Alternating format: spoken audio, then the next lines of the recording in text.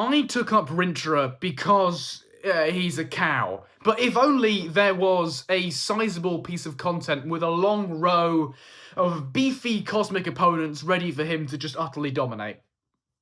Yeah, that's where we're going today. It's time to Moo-Cow all over the contest, and the moment I press play here, we're going to get right into Hyperion. Now, it's been a bit of a while since I think anybody's properly played Rintrah, so allow me to give you a bit of a history lesson. So, Rintrah appeared in Doctor Strange: The Multiverse of Madness, which was a shit film, but he was in it for about 2 seconds. So naturally, he had to follow the law of MCOC, where all of the insignificant side characters that are barely in it are completely ridiculous and overpowered, while all of the really, really powerful, insane main characters are a bit shit. Like OG Captain America, OG Iron Man, Juggernaut when they first released, like, they're all rubbish. But Rintrah, who was in here for about 10 seconds, is obviously amazing. We quickly worked out that he was an insane defender. That's what he's designed to do. But a short time after that, realized that because he was so tanky, he was very difficult to die with offensively, particularly against Cosmics. So this guy was released at the height of the neutralize mechanics ability, right, at height of its power. So what that mechanic does is it decreases the ability accuracy of buffs by 100%. Nowadays, we have too many Cosmic Champions whose buffs cannot be affected by ability accuracy or have more than a 100% ability accuracy. That's designed to get around champions like Rintrah, who otherwise would just completely embarrass it, because he shuts down Cosmics like it's his job. Every single time they make contact with him, either by hitting him or by getting hit by him. Not by hitting on the block, sorry, that's incorrect. So every time they either receive or hit him, they just get neutralized for this insane amount of time, allowing for basically 100% uptime on that buff. And yeah, it just turns them into potatoes, right? They have nothing. All of the champions in this quest that I'm going to showcase today, Hyperion, Terrax, Gore, the final boss of this quest, which is Hulkling, they stand no chance against Rintrah, right? It's just complete and utter domination for 10 minutes straight. But what you want to do with Rintrah is you want to back the opponent into a wall and then stay there, right? He wants to completely dominate the opponent, charge at them, and lock them in a corner, right? Like a cow, because he is a cow. And once you're in a corner, you want to end a combo with a light attack, and that's going to root you in place. He's the first champion in the game to properly take advantage of the root mechanic and build it into their kit. So Rintrah, as you can see here, locks himself against the wall, and then anytime the opponent hits you or gets hit, he applies ruptures. And then you want to chuck off an SP2, and that happens. 1.7 million damage. Look at that smile. Now look, the damage of that SP2 is obviously greatly inflated by the node here, which increases our damage an awful lot. Depending on how long the fight goes on, after about 60 seconds we gain this massive damage increase, and a little bit further you get even more damage. And quite an unfortunate thing about Rintrah is he doesn't actually have a way of making that SP2 crit.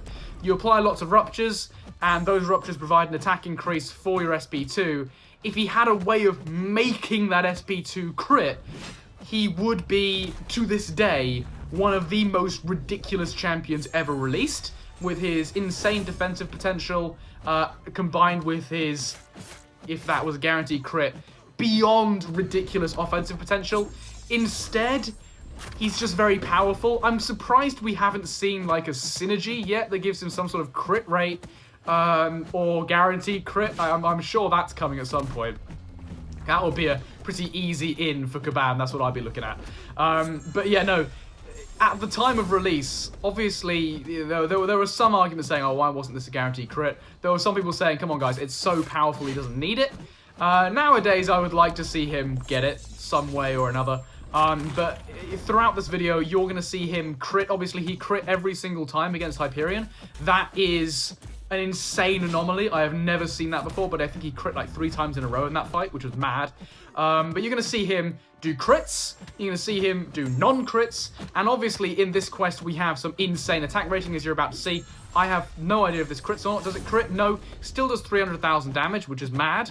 But the common theme I feel, having played Rintrah a little bit, is that whether it crits or whether it doesn't crit, you're still doing mad damage, and you're basically unkillable. Particularly when you run him with the Juggernaut Relic, because that allows him to heal when he goes unstoppable. So you're already unkillable, but you can see I'm unstoppable now. But with the Juggernaut Relic, obviously I'm taking his Rock Shield damage, but with the Juggernaut Relic, I'd still be at well over 90% health.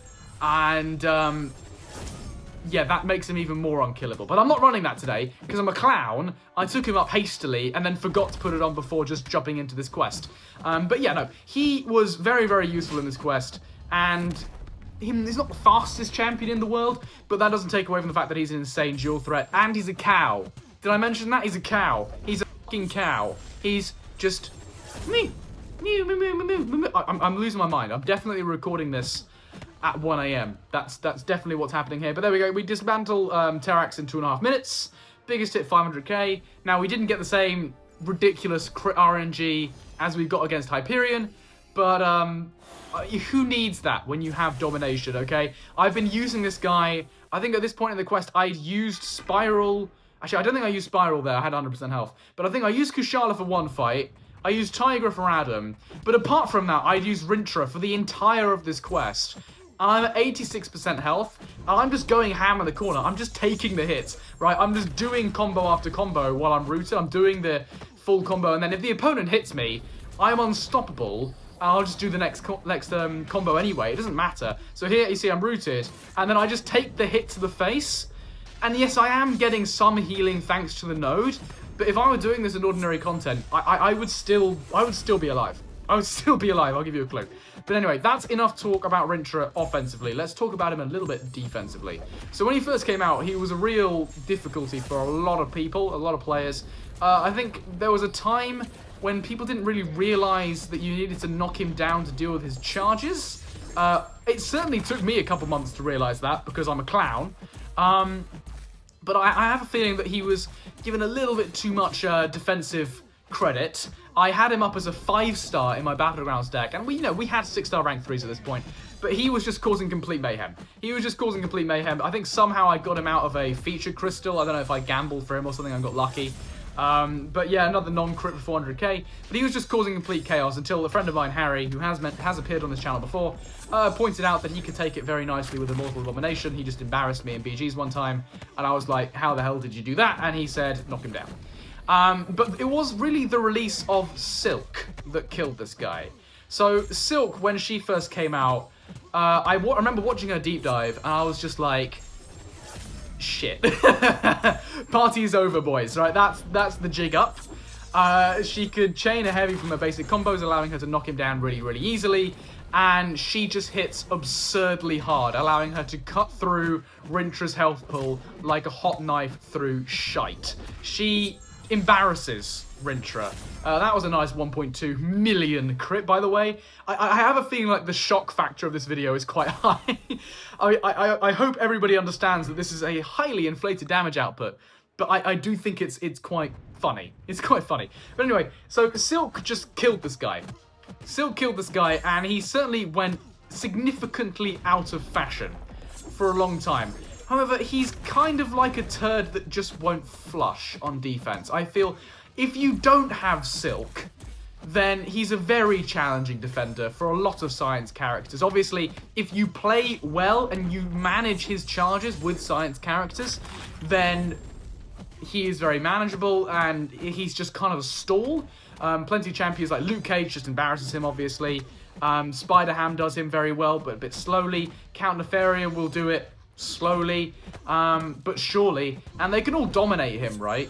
But in certain metas, sometimes all it takes is a little push, and Rintrah can come right back. Rintrah can come right back. This is the final boss, by the way. This Hulkling has 4 million health. So yes, we are experiencing quite a high damage increase, but I'm back at 100% health. We're chilling in the corner. This guy has no hope of ever triggering any buffs ever.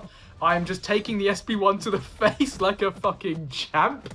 And yeah, we move on. Now we're in the damage phase, and we're about to chuck off our first SP2, are we? Are we going to see if this one crits? I'm going to wait and see if this one crits. Alright, we chuck it off. 34 ruptures. Here we go. Non-crit. 385,000 health. That was a little bit anticlimactic. But anyway, here we just enter the roots again. Do I dodge the SP2? Yeah, I do, but I'm regenerating some of that hit damage, which is nice. And here we go for another SP2. We're going to get lucky. Yeah, 250,000, 750,000. Not bad. Not bad. And like, why this guy, he's not, you know, reaching the same heights in terms of peak damage output compared to like Kushala. I think Kushala versus Vox in this quest was one of the great pleasures of life, like 1 million burst damage every single SB1. While he's not quite matching that sort of peak damage output, he's a cow. He's a cow.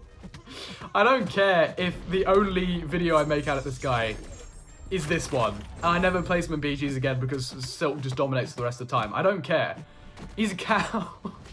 The title of this video is going to be Moo-Cowing all over the contest. And my favorite bit is when I get out my Moo-Cow and I Moo-Cow all over the place.